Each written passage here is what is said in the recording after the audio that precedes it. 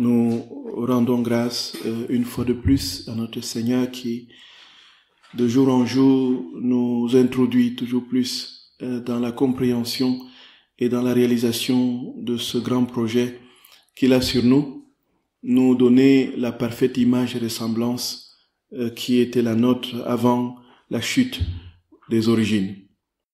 Nous le bénissons, frères et sœurs bien-aimés, encore une fois, parce qu'aujourd'hui, plus que jamais, nous avons devant nous le ciel à portée. Et notre très saint Seigneur nous dit tout simplement que ce qu'il veut pour nous, le meilleur cadeau qu'il puisse nous faire, le plus grand des cadeaux qu'il puisse nous faire, c'est lui-même. Et ça, c'est une certitude, frères et sœurs d'amour. C'est Benoît XVI qui disait dans un de ses tomes sur Jésus de Nazareth, il disait que Jésus est venu dans le monde, il n'a pas guéri tous les malades, il n'a pas donné à manger à tous ceux qui avaient faim, il n'a pas fait voir tous les aveugles, il n'a pas fait entendre tous les sourds ni parler tous les muets, il n'a pas rendu la pauvreté plutôt inutile, il n'a pas fait disparaître la pauvreté. Alors il se posait la question, qu'est-ce qu'il est venu faire vraiment? Qu'est-ce qu'il est venu faire Jésus sur la terre? Il répondait, il est venu nous donner ce qu'il y a de meilleur, il est venu nous donner Dieu. Le cadeau qu'il est venu nous faire, c'est Dieu. Et aujourd'hui, plus que jamais, nous comprenons cette vérité, tout simplement parce que Dieu, effectivement, nous dit qu'il veut se donner à nous, totalement. Et cette vie dans la divine volonté qu'il veut communiquer à toutes les créatures, c'est quoi? C'est lui-même. C'est lui-même dans tout ce qu'il est, dans tout ce qu'il est capable de manifester, de faire voir, et dans tout son être. Ça veut dire que Dieu qui est saint, de la sainteté, c'est-à-dire immaculée, dans la perfection d'une immanence de sainteté de toujours, sans aucune tache ni aucune ride, d'une puissance infinie qui a généré la création, qui a par les différentes étapes de la création en 6 étapes, en 6 jours, a donné justement ce que nous voyons, qui est capable en un instant de faire tout disparaître, de faire tout apparaître. Dieu nous dit qu'il nous le donne en partage. Dieu qui est intelligent, dans une intelligence qui a généré les lois naturelles avec tout ce que ça comporte, toute la complexité des lois naturelles qu'Adam, à l'origine, selon ce que Jésus explique, connaissait de manière infuse. Toutes les sciences aujourd'hui qui sont morcelées dans différentes disciplines, où l'on tente pendant des années de creuser et de découvrir, les découvertes que l'on fait aujourd'hui deviennent des erreurs demain, ainsi de suite, des erreurs succèdent aux vérités, des vérités aux erreurs, ainsi de suite, on va tâtonnant dans la connaissance d'un univers de plus en plus complexe et infini. Adam avait cette pleine connaissance parfaite de manière totale, de manière infuse. Donc cela veut dire qu'il n'avait pas besoin d'étudier les mathématiques, ni d'étudier la médecine, ni d'étudier la chimie pour connaître les lois. Tout lui était donné dans la plénitude de la vie de Dieu. Et Dieu, dans son humilité, qui a conduit à l'abaissement, la kénose de la croix, et ce dépouillement absolu, où Dieu, créateur des univers visibles et invisibles, se fait un petit enfant dans la grotte de Bethléem, ensuite suit le cours normal d'une humanité portée par la fatigue et les fragilités et va se poser sur la croix, en définitive. Cette humilité parfaite, Adam l'avait en partage. Et naturellement, cette douceur qui caractérise Dieu dans la manifestation de son amour. Et donc cet amour infini qui a généré, qui est l'aliment de la vie divine, qui était donné de manière déferlante en Dieu, Adam l'avait en partage. Ça veut dire quoi? Ça veut dire que quand nous sommes dans la divine volonté, quand le moment viendra de cette plénitude de vie en Dieu, tout cela nous sera donné en partage. C'est ce que cela veut dire, frères et sœurs bien-aimés. Nous comprenons que cette nouvelle sainteté, ce n'est pas la pacotille, donne-moi un peu de santé aujourd'hui, demain je retombe malade, et puis après, on refait une autre prière après, pour essayer de redevenir, pour retrouver la guérison, avant de dire non, en fait, si je ne suis pas guéri, Dieu, on n'est plus dans ces calculs. Dieu prend possession de tout notre être et nous fait advenir dans sa vie pleine et totale. La divine volonté, c'est quoi, frères et sœurs bien-aimés? C'est ce que nous allons essayer d'élucider de manière maladroite certainement, puisque on ne peut pas dire des choses sur Dieu de manière parfaite. Si lui-même il ne le dit pas, il ne se dit pas lui-même. Et ce faisant, nous essayons de comprendre ce qu'il a dit lui-même de ce qu'est sa divine volonté. Et les pages dans le livre du ciel sont abondantes et nombreuses, on n'en plus fini, pour dire ce qu'est la divine volonté. D'abord, la divine volonté. C'est quoi la volonté de Dieu? En fait, c'est ça. C'est la volonté de 3 personnes qui régissent le Père, le Fils et le Saint-Esprit. C'est-à-dire que le Père, comme nous le savons, la foi chrétienne a cette vérité que Dieu est un en 3. Un Dieu en 3 personnes. 3 personnes divines qui partagent la même substance, le même être, dont la même composition, on peut dire. 3 personnes qui sont égales entre elles, dont le Père qui est la source génératrice des 2 autres, le Père qui génère le Fils dans la communion du Saint-Esprit, et dont le Père qui est dans son identité distincte de celle du Fils et de celle de l'Esprit. Encore une fois, ce n'est pas 3 dieux, mais c'est un seul Dieu. Le Père, le Fils et le Saint-Esprit sont bien distincts. Le Père est Père, le Fils est Fils, le Saint-Esprit est Esprit Saint. L'Esprit Saint ne sera jamais le Père ne sera jamais le Fils ne sera jamais ni le Saint-Esprit ni le Père. On a donc cette distinction des 3 personnes, frères et sœurs bien-aimés, qui donne très clairement une mission spécifique pour chacune. Le Père qui crée, le Fils qui rachète et le Saint-Esprit qui sanctifie. Et les 3 personnes, qu'est-ce qui fait qu'elles sont 3? Mais un, c'est qu'elles ont une commune volonté. Elles n'ont qu'une seule volonté. Le Père, le Fils et le Saint-Esprit n'ont qu'une seule volonté. Ce qui fait que, du fait de cette unique volonté, chaque fois que l'on prend le Père, on peut trouver dans le Père le Fils et le Saint-Esprit. Et une fois qu'on prend le Fils, on peut trouver dans le Fils le Père et le Saint-Esprit. Et quand on prend le Saint-Esprit, on trouve dans le Saint-Esprit le Père et le Fils. On ne peut donc pas les dissocier. On ne peut donc pas les séparer. Ils sont distincts, mais unis de manière inextricable.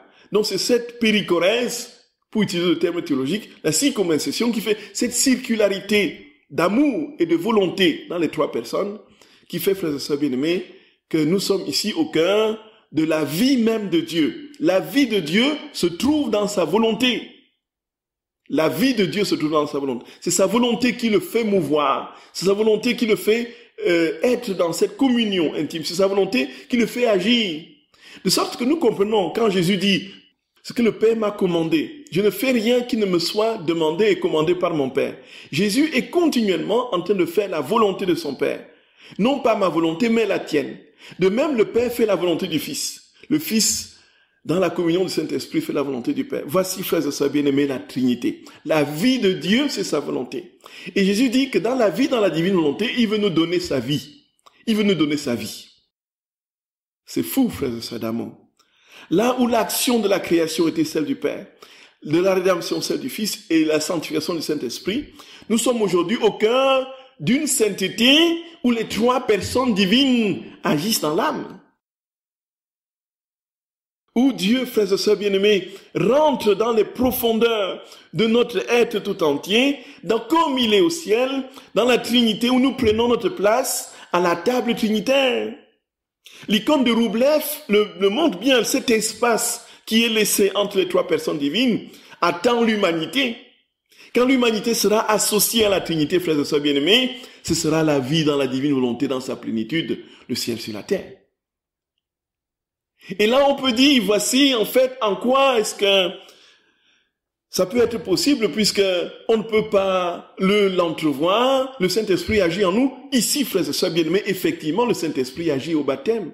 Et effectivement, le Saint-Esprit est uni au Père et au Fils. On ne peut pas les séparer, c'est vrai. Mais les actions sont distinctes en fonction de la mission de chacune des personnes.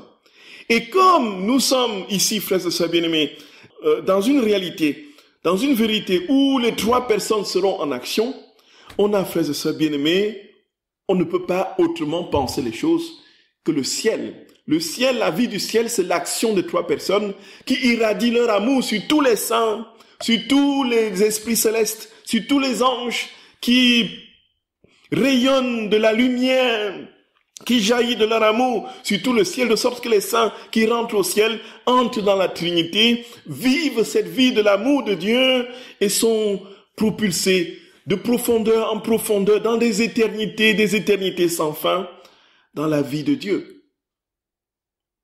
Et c'est cet amour, frères et sœurs bien-aimés, que Dieu veut nous communiquer.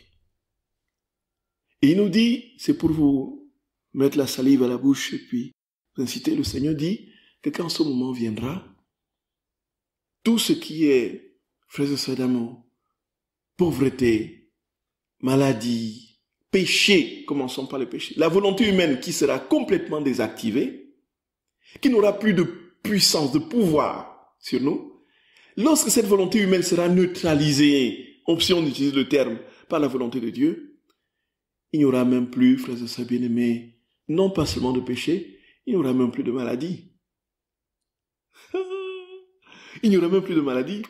Et non seulement il n'y aura plus de maladie, il dit que quand nous allons mourir, frères et sœurs bien-aimés, en espérant que nous voyions ce moment, nos corps même ne vont plus se décomposer. Ça veut dire que nous serons tous des Bernadets Soubirous. Nous serons tous des curés d'Ars, des Padres Pio. Voyez, nos corps seront posés dans des tombeaux intacts, en attendant la résurrection glorieuse définitive, au retour glorieux du Seigneur.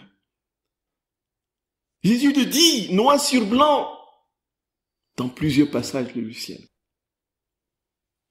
Parce que la volonté humaine, frères et sœurs bien-aimés, aura été complètement mise sous le boisseau et complètement déneutralisée.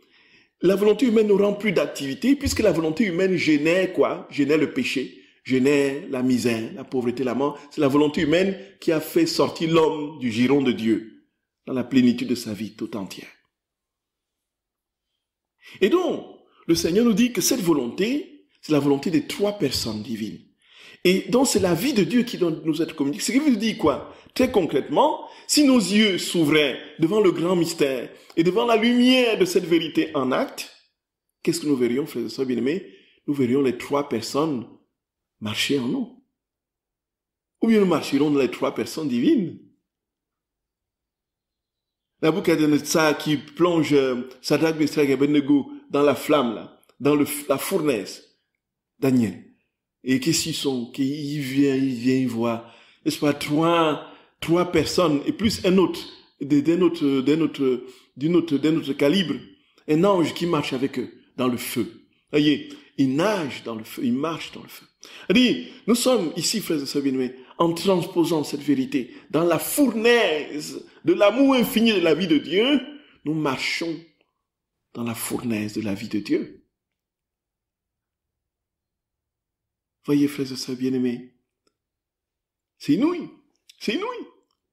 Et Dieu nous dit donc, je ne veux pas que tu te contentes des miettes, je veux te donner tout, je veux te donner tout. Et le tout, c'est moi-même, c'est moi-même. Et nous allons voir, le temps, naturellement, c'est toute l'éternité, même ne suffira pas pour explorer les mystères, les profondeurs, les abysses sans fin, les lumières de gloire qui jaillissent de ces vérités. Et frères et sœurs, il dit, je ne veux pas te donner une miette, je veux te donner tout. Et tout, c'est moi. Et si tu peux déjà vivre en moi. Le Seigneur nous dit, il nous dira comment est-ce qu'on peut, effectivement, dès maintenant, dès ici, aujourd'hui, pas demain, non seulement pas après la mort, mais pas le lendemain, pas le demain, pas demain, samedi 16 juillet, mais demain, aujourd'hui, ici maintenant, à l'instant où nous parlons, commencez déjà à réaliser et à vivre cette vie de plénitude en Dieu. Le Seigneur donne des pistes très concrètes. Il n'est pas à dire des choses dans les nuages. C'est très concret. Alors, il parle de ce qu'est sa divine volonté dans sa définition, encore une fois, la définition de trois personnes, de la vie des trois personnes au tome 15. Au tome 15, comme on a dit, il y a 36 tomes, du 24 janvier 1923. Jésus revint un peu plus tard et continua de me parler de sa très sainte volonté en disant, « Ma fille, ma volonté au ciel est celle du Père, du Fils et du Saint-Esprit. Elle est une, quoique les trois personnes soient distinctes. Leur volonté est une, puisque c'est une seule volonté qui agit en nous. Elle constitue notre bonheur et notre égalité en amour.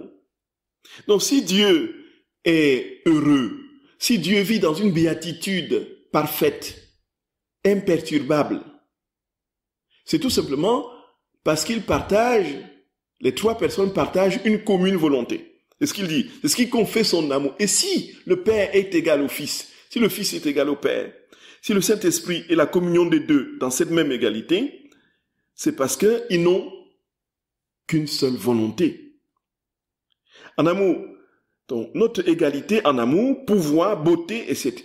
Nous pouvons multiplier, frères et sœurs bien-aimés, les qualificatifs, les vertus, et c'est la raison de cette égale bonté, de cet égal pouvoir, puissance, de cet égal amour, c'est la commune volonté. Et si au lieu d'une volonté unique, il y en avait trois, nous ne saurions être heureux, encore moins rendre les autres heureux.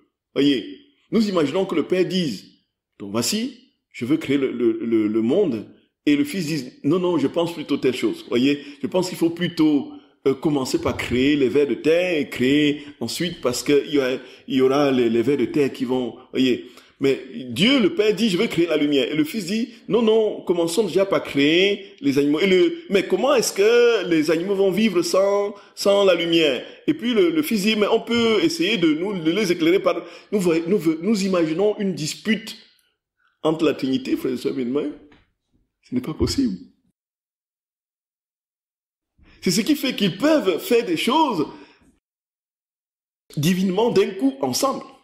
Il n'y a pas de dissonance dans la Trinité. Il n'y a pas de tiraillement. Il n'y a pas de querelle. C'est pas un couple qui se chamaille. C'est pas des triplés qui se chamaillent. Voyez.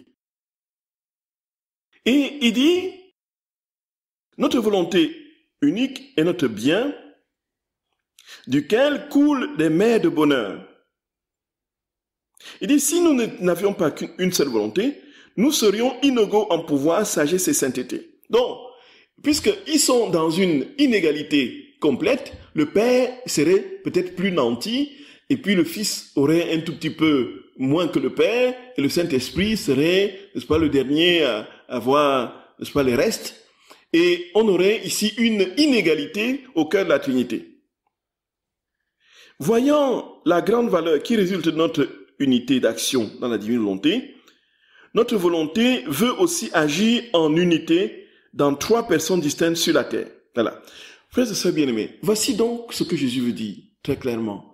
Il veut dire que cette même égalité, cette même unité, ce même pouvoir, cette même sagesse, cette même beauté, est le résultat, encore une fois, frères et sœurs bien-aimés, de cette communion de volonté.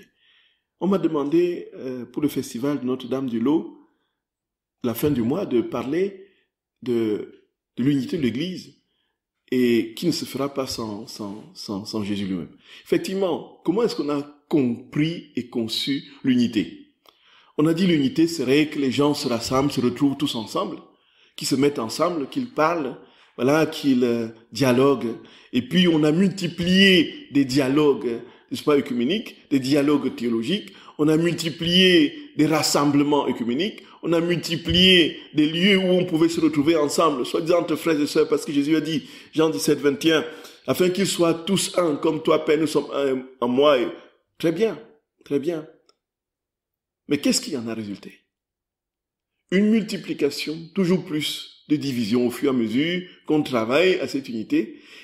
Et si on avait pris par le mauvais bout, et si on avait compris l'unité dans le sens secondaire, dans un sens secondaire, et que le sens premier de l'unité était ailleurs. L'unité, c'est l'unité du Père, du Fils et du Saint-Esprit, frères et sœurs bien-aimés. Et Jésus, quand il prie, il dit, afin qu'ils soient tous un, comme toi, Père, et moi, nous sommes un. Comme toi, Père, et moi, nous sommes un. Comment est-ce que toi, Père, et moi, nous sommes un? Nous n'avons qu'une volonté. Nous n'avons qu'une volonté. Nous n'avons qu'une action. Nous ne sommes qu'un dans la substance de notre être. Nous ne sommes un que parce que toi et moi, il n'y a pas de différence. Nous n'avons jamais fait notre volonté. Ma volonté est la tienne est la mienne, ainsi de suite. Et l'unité, où doit-elle commencer? Dans son principe fondement, c'est dans l'unité avec les trois personnes divines. Et c'est l'unité, dans l'unité avec Dieu, la communion substantielle avec Dieu de volonté, qui va générer, ipso facto, automatiquement, la communion entre les hommes. On ne peut pas faire autrement. On ne peut pas mettre la charrue avant le bœuf. Et donc, l'unité de l'Église, frères et sœurs d'amour, dans sa restauration finale, totale et pleine, passera par la divine volonté. Quand les cœurs seront véritablement remplis de Dieu, quand tous seront unis de manière substantielle au Créateur, quand Dieu fera sa demeure en nous, quand nous le verrons mouvoir en nous, quand nous l'entendrons parler dans notre voix, quand nous le verrons regarder dans nos yeux, quand nous l'entendrons écouter dans nos oreilles, quand nous le verrons circuler dans notre sang, frères et sœurs bien-aimés, quand on le verra marcher dans nos pas, quand on le verra mouvoir dans nos doigts, alors, frères et sœurs bien-aimés, ce sera possible que les hommes soient un, puisque Dieu sera tout en tous, et l'unité se fera par la présence de Dieu en chacun. Et on n'aura plus besoin de dire, voici, mettons-nous à table pour discuter sur tel point de la théologie, si ça marche ou pas. Il y aura cette communion de vie pleine. Et le Seigneur promet ce moment. La vérité et la joie que nous avons, c'est que le Seigneur dit que ça va arriver. C'est fou, frères et sœurs bien-aimés. C'est fou. C'est fou. C'est fou. C'est fou. Et si je comprends bien, l'une des 6 bénédictions de la communauté de Nazareth, c'est le retour du Christ, c'est ça? La grâce de l'espérance eschatologique, le retour de Jésus en gloire. Voilà. Et, frères et sœurs bien-aimés, cette gloire, cette plénitude de la gloire de Dieu, de la vie de Dieu, le Seigneur dit, les temps sont arrivés. Les temps sont arrivés. Et la vie dans la divine volonté, c'est ce temps où Dieu remplira les cœurs, remplira les âmes. Où Dieu sera tout en tout. Cette nouvelle Pentecôte que nous attendons. Et cette plénitude de la vie de Dieu sera telle, frères et sœurs bien-aimés, qu'il y aura sur la terre, dans les cœurs, une paix céleste. Parce que Dieu vivra en chacun des hommes. Dieu vivra en chacune des créatures. Et tous, on se verra, lorsqu'on verra l'autre, on se verra dans l'autre, parce qu'on verra Dieu dans l'autre. Parce que Dieu habitant tout le monde se voit dans l'autre, et tout le monde voit Dieu dans l'autre. Et le ciel sur terre, frères et sœurs bien-aimés, suit son cours. Parce qu'il y a cette commune volonté. Donc quand nous disons, divine volonté vient, nous demandons au ciel, à la Trinité, à toute la plénitude de la vie de Dieu, sa volonté pleine de venir se saisir de nos âmes. Et non seulement de nos âmes, frères et sœurs d'amour, mais de toutes les facultés de notre être, tout ce que nous sommes, notre volonté, notre mémoire, notre intelligence, et tout ce que nous sommes, tout simplement. Et quand on arrive à ce stade, frères et sœurs bien-aimés, une chose est claire, c'est que quand on comprend cela, il n'y a plus qu'une seule démarche qui nous attend, c'est de faire le pas. Et le Seigneur dit très clairement que il a créé l'homme à son image et à sa ressemblance. Dans quel sens?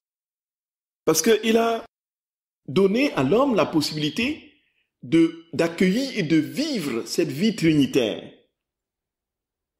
Frères et sœurs bien-aimés, les vérités sont éblouissantes et complètement, c'est au point de vous aveugler, de nous aveugler. Si nos cœurs, frères et sœurs bien-aimés, ne sont pas suffisamment disposés à accueillir dans l'humilité et la profondeur de cet amour, de ce don, ces vérités qui nous sont données.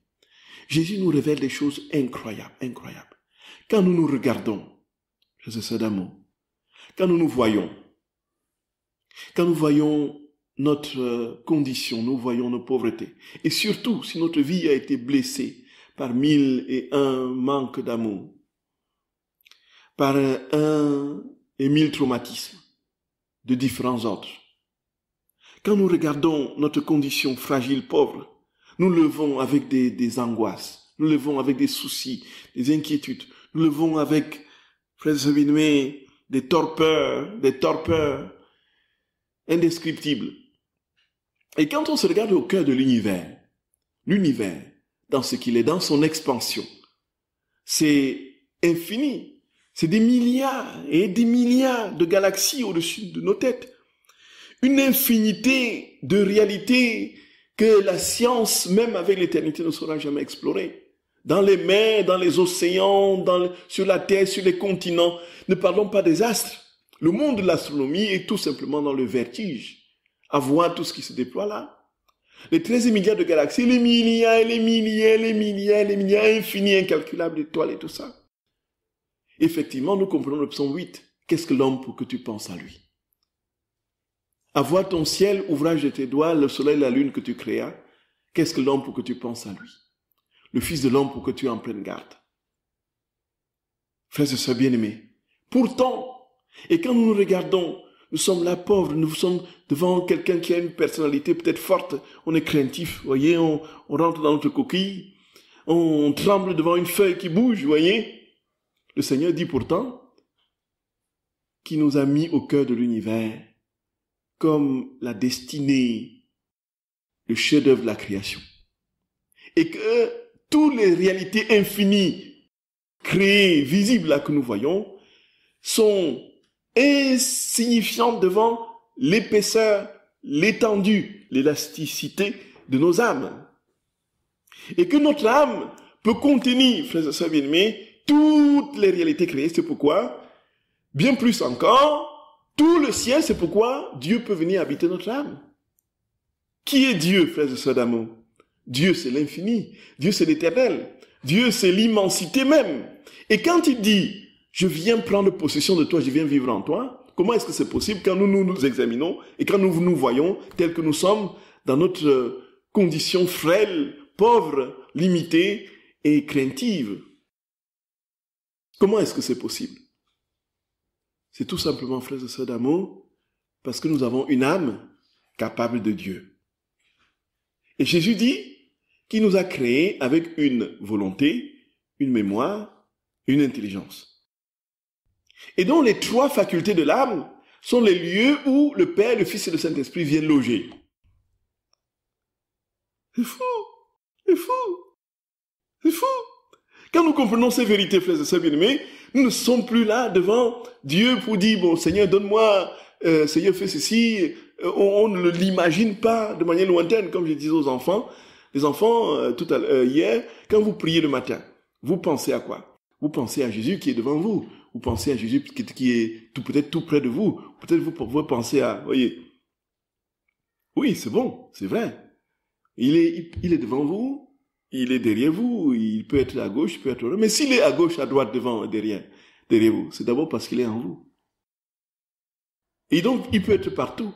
Et donc, si vous imaginez Dieu toujours à l'extérieur, vous allez être dans une relation de subordination et de soumission. Dieu va vous donner des ordres et vous allez exécuter.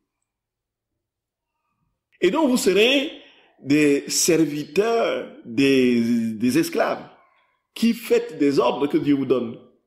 Mais vous ne serez jamais véritablement en Dieu, vous ne serez jamais vraiment Dieu, vous ne serez jamais maître, vous ne serez jamais propriétaire. Et donc la vie dans la divine volonté nous pose en Dieu lui-même. Et Dieu vient prendre totalement place en nous. Et Jésus dit que la mémoire, frères et sœurs bien-aimés, c'est là où loge l'Esprit Saint. L'intelligence, et d'ailleurs c'est le Logos, au commencement était le Logos, le prologue de Jean, c'est là où loge le Fils. Et la volonté, frères et sœurs bien-aimés, c'est là où loge le Père. Donc le Père, le Fils et le Saint-Esprit sont en nous. Et quand nous lui disons, viens divine volonté, viens prendre possession de moi, viens prendre possession de mon cœur, viens prendre... C'est toutes ces facultés qui sont mobilisées. Si notre volonté, notre intelligence, notre mémoire sont mobilisées, sont portées en Dieu, c'est Dieu qui fait tout en nous, c'est lui qui pense en nous, c'est lui qui se souvient en nous, c'est lui qui agit en nous. Et si c'est lui qui fait toutes ces choses, nos actions, frères et sœurs bien-aimés, deviennent ses actions à lui. Ça devient des actions de Dieu. Est-ce que nous comprenons, frères et sœurs d'amour, la profondeur et la puissance de ces vérités qui dépassent tout ce que nous avons jusqu'ici tenté de comprendre. Et on peut dire, où est-ce que ça se trouve dans l'Écriture? Celui qui m'aime mon Père l'aimera, nous viendrons chez lui, nous ferons de lui notre demeure.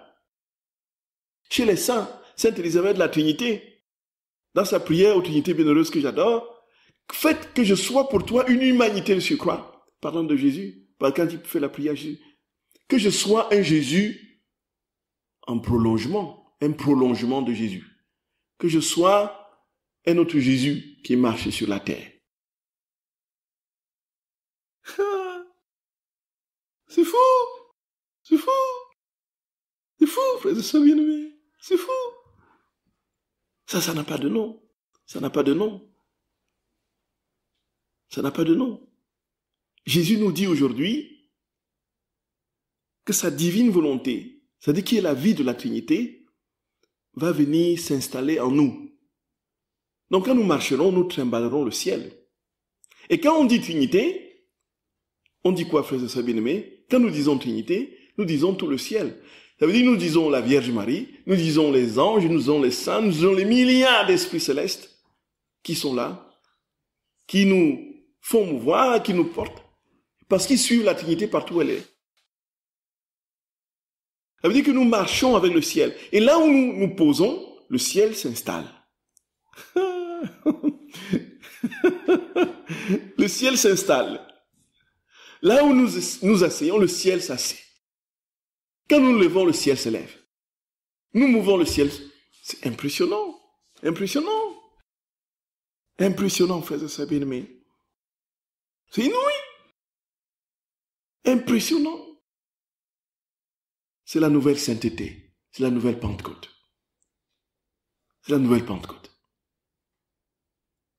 Et Jésus, frères et sœurs bien-aimés, nous dit très clairement que la conséquence de cette inhabitation de Dieu en nous, c'est que nous ne vivons plus sur la terre, même si nous sommes encore sur la terre. Ils ne sont plus du monde. C'est là, quand on lit l'Écriture à la lumière de la divine volonté, frères et sœurs bien-aimés, tout devient lumineux. Je ne prie pas, Seigneur, pour que tu les enlèves du monde. Ils sont dans le monde, mais ils ne sont pas du monde. Comprenons bien. Et on pourrait dire, effectivement, nous ne sommes pas du monde parce que nous sommes chrétiens, nous avons été rachetés, nous avons des us et coutumes particuliers, nous avons un culte particulier, nous avons une manière de nous adresser à Dieu par son Fils qui est mort pour nous en versant son sang, et ainsi de suite. Mais quand on va plus en profondeur et qu'on comprend ce que Jésus dit, ils sont dans le monde, mais ils ne sont pas du monde, à la lumière de la divine volonté, tout s'éclaire, tout simplement parce que nous ne vivons plus, frères et sœurs bien-aimés, dans la logique du temps. Nous vivons dans la logique de l'éternité. Nous ne sommes plus du monde parce que nous avons quitté le temps des hommes. Dans les actes que nous posons à la divine volonté, nous quittons le temps des hommes.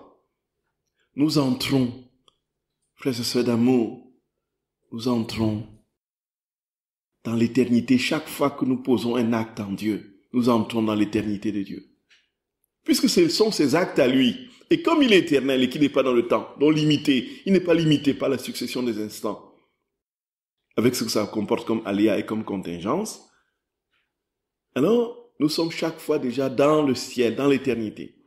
Nous marchons, nous posons un pas devant l'autre. Nous sommes, frères et sœurs bien-aimés, nous libérons l'espace pour le ciel. Le ciel est déjà en train de se mouvoir. Nous parlons, le ciel sort de nos paroles. Nous regardons, le ciel sort de nos regards. Nous quittons le temps des hommes. Et alors, quand nous quittons le temps des hommes et que nous entrons dans l'éternité de Dieu, si l'occasion nous est donnée, on pourra en parler plus explicitement. Qu'est-ce qui se passe?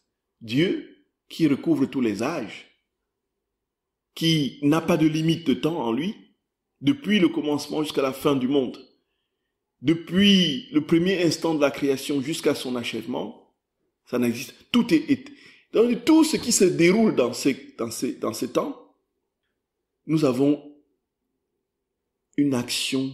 Dieu agit par nos actes sur tout ce qui s'est passé dans tous les âges de l'histoire des hommes, du commencement jusqu'à la fin, depuis la première créature sur la terre jusqu'au dernier qui viendra. Quand je soulève la main, puisque c'est Jésus qui soulève la main en moi, il agit sur tous les hommes de tous les temps, de tous les âges. Ceux qui ne sont pas encore nés, qui viendront après moi, ceux qui sont passés après moi, avant moi, il agit sur tout par le simple mouvement que j'ai fait dans la divine volonté.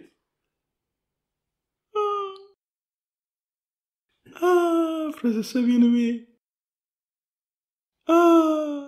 Dites-moi, vous avez trouvé mieux. Qui dit mieux? Qui dit mieux? Impressionnant, impressionnant. Et dit que vous pouvez aujourd'hui, par un simple geste, porter votre bol de café le matin à la bouche, influencer des actes qui viendront 2000 ans après vous, ou bien qui sont passés, n'est-ce pas, 2000 ans avant vous. Et que Jésus prend cet acte-là pour aller réparer, si c'est lui qui a bu sa tasse de thé, bien sûr, en vous, pour aller réparer les gourmandises, les goinfreries, les beuveries d'il y a de l'Empire romain avec les vomitoriums et tout ça, voyez, qu'il a réparé les orgies et qui dans 200 ans va aller, c'est inouï, c'est inouï, c'est inouï, c'est inouï, c'est inouï. Et quand on comprend ça, frères et sœurs bien-aimés, qu'est-ce qu'il nous reste à faire? De dire tout simplement, moi je n'attends rien d'autre, Seigneur, viens poser tes actes en moi. Frères et sœurs bien-aimés, le mystère est grand et insondable. Dieu seul est capable de ces vérités. Dieu seul est capable de nous manifester un amour aussi divin. Dieu seul, frères et sœurs bien-aimés, est capable de lui-même. Et qu'est-ce qu'il nous reste à faire, sinon de le bénir, de lui dire combien nous lui sommes reconnaissants pour les manifestations de cet amour sans fin. Et qu'est-ce qu'il nous reste à faire? Lui demander la soif, une soif brûlante, un désir ardent, désir toujours plus brûlant d'être tout à lui, de ne vivre que pour lui, de mourir pour lui. Qu'est-ce qu'il nous reste à faire, frères et sœurs bien-aimés? De lui dire, je ne veux vivre que pour toi, Seigneur. Qu'est-ce qu'il nous reste à faire? Non, lui dit, me voici, fais de moi ce qu'il te plaira, prends-moi, prends-moi. Oui, Jésus, tu as versé ton sang sur la croix et jusqu'à la dernière goutte. Et tu as voulu que notre humanité soit réparée avant que tu ne lui donnes ce grand cadeau de ta vie divine. Nous te remercions pour les nombreuses âmes qui, au cours de l'histoire, se sont tournées vers toi pour crier et demander ton secours. Nous te rendons grâce pour tous ceux qui, au pied de la croix, ont obtenu de toi salut, rédemption. Nous te remercions pour tout ce que tu as opéré dans cette œuvre. Le sang et l'eau qui ont jailli de ton côté ouvert ont procuré à l'Église des sacrements. Et tu as voulu ainsi, Seigneur, baigner l'humanité dans cette eau. Tu as voulu donner ta vie à chacune des créatures que tu as façonnées par amour. Nous te bénissons, Seigneur. Te rendons grâce, nous te magnifions, nous t'adorons, nous te louons, au nom de toutes les créatures, pour cet acte suprême de bonté, d'amour, qui a jailli de ton côté ouvert. Et nous te supplions humblement, Seigneur, de nous donner de te chercher, et encore de te chercher, d'être comme ce cerf altéré qui cherche l'eau vive, que notre âme, craquelée par la soif d'être tout à toi, Seigneur, ne se repose point, n'ait de répit, que lorsque elle t'aura entièrement contenu, accueilli, établi en elle. Notre âme a soif de toi, Seigneur. Notre âme a soif de toi. Viens prendre totalement la place, viens prendre possession de nous et fais de nous un autre toi. Nous avons confiance en toi, Jésus. Nous avons confiance en toi. Nous avons confiance en toi. Nous avons confiance en toi. Je vous salue Marie, pleine de grâce. Le Seigneur est avec vous. Vous êtes bénie entre toutes les femmes. Et Jésus, le fruit de vos entrailles, est béni. Sainte Marie, Mère de Dieu, priez pour nous pauvres pécheurs, maintenant et à l'heure de notre mort. Amen. Au nom du Père et du Fils et du Saint-Esprit.